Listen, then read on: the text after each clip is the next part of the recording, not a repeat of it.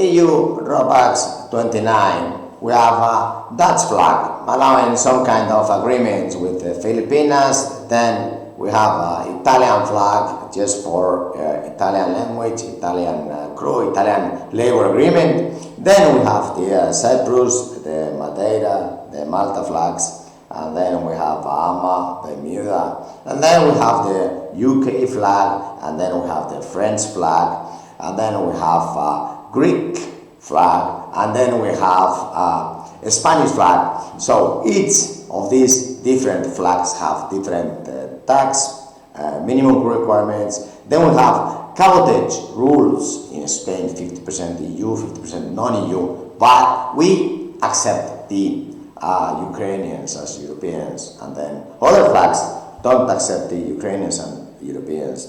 Then we have third point is the endorsements. Some flags do not accept Panama and Venezuela or Morocco, or but some flags they do accept Ghana, and then we have some other flags regarding the minimum wages in Spain, which is compulsory. I think it's 1,200, but these socialists they change it every week. Yes and yes.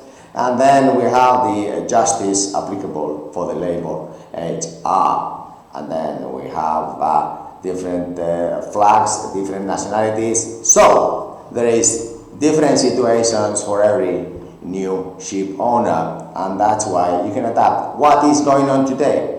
Today we have many Latinos that were in the cruise business, that they're getting tired of the cruise business, and why not? Let's say there is something like 150,000 catering personnel, very good, from the cruise. Why not have them on board Ropax in Europe? Because some countries have MLC.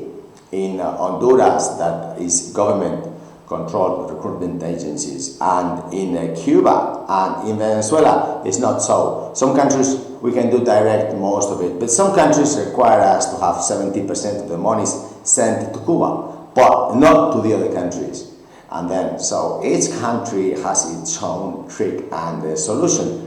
But the question is that today, everybody has been looking to Asia for solutions, but not many ship owners are looking for America for solutions. And those ship owners, of course, have a competitive advantage. Yes, if we have a pool of this whole cruise industry to educate, train, safety, language, or Italian, or Spanish, or English, or Greek, or whatever language, and then barriers of endorsements, and then the barriers of the minimum wages, and then the barriers of the tax, because we also have Lithuania that has 50% tax advantage, and then Estonia 0 tax.